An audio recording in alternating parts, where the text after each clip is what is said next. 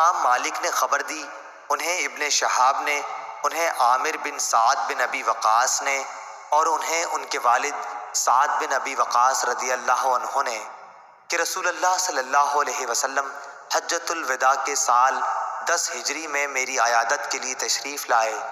میں سخت بیمار تھا۔ میں نے کہا کہ میرا مرض شدت اختیار کر چکا ہے، میرے پاس مال و اسباب بہت ہے اور میری صرف ایک لڑکی ہے جو وارث ہوگی، تو کیا میں اپنے 2/3 مال کو خیرات کر دوں؟ آپ صلی اللہ علیہ وسلم نے فرمایا کہ نہیں۔ میں نے کہا آدھا؟ آپ صلی اللہ علیہ وسلم نے فرمایا نہیں۔ پھر آپ صلی اللہ علیہ وسلم نے فرمایا کہ 1/3 کر دو، اور یہ بھی بڑی خیرات ہے یا بہت خیرات ہے۔ اگر تو اپنے وارثوں کو اپنے پیچھے مالدار چھوڑ جائے تو یہ اس سے بہتر ہوگا کہ محتاجی میں انہیں اس طرح چھوڑ کر جائے کہ وہ لوگوں کے سامنے ہاتھ پھیلاتے پھریں۔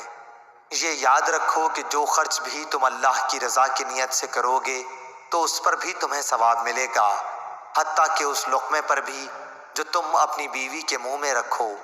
پھر میں نے پوچھا کہ یا رسول اللہ صلی اللہ علیہ وسلم، میرے ساتھی تو مجھے چھوڑ کر حجۃ الوداع کر کے مکے سے جا رہے ہیں اور میں ان سے پیچھے رہ رہا ہوں۔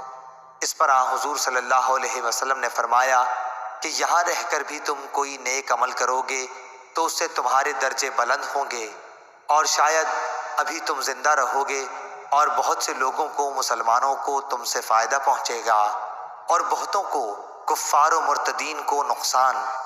پھر آپ صلی اللہ علیہ وسلم نے دعا فرمائی، اے اللہ میرے ساتھیوں کو ہجرت پر استقلال عطا فرما اور ان کے قدم پیچھے کی طرف نہ لوٹا۔